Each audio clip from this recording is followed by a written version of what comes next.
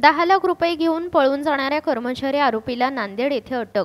स्थानिक गुन्हे शाखा व सायबर सेलची संयुक्त कार्यवाही। पैसे घेऊन बँकेत भरायला दिलेली लाखोंची रक्कम बँकेत न भरता ती रक्कम घेऊन एका कर्मचाऱ्याने थेट पलायन केले।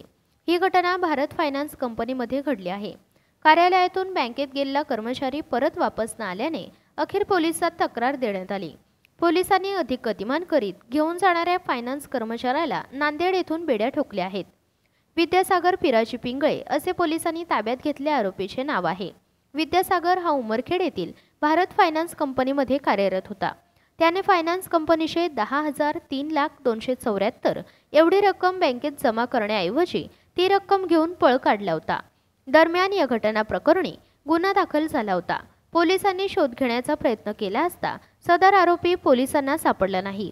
शेवटी स्थानिक गुन्हे शाखा यवतमाळच्या पथकाने सायबर सेलच्या संयुक्त कार्यवाहीमुळे आरोपीला नांदेड येथे ताब्यात घेऊन त्याच्याकडून 10,02,250 रुपयाचा मुद्देमाल जप्त केला आहे।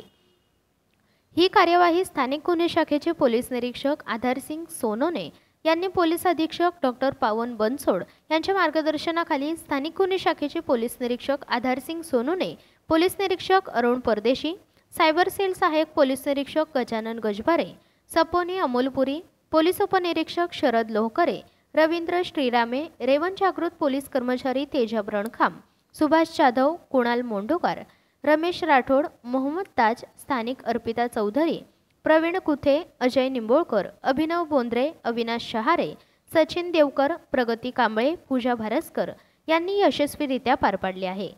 या प्रकरणी विद्यासागर पिंगळे विरुद्ध 408-409 या कलमाखाली गुन्हा दाखल झाला असून पुढील चौकशीसाठी त्याला उमरखेड पोलिसांच्या ताब्यात देण्यात आले आहे।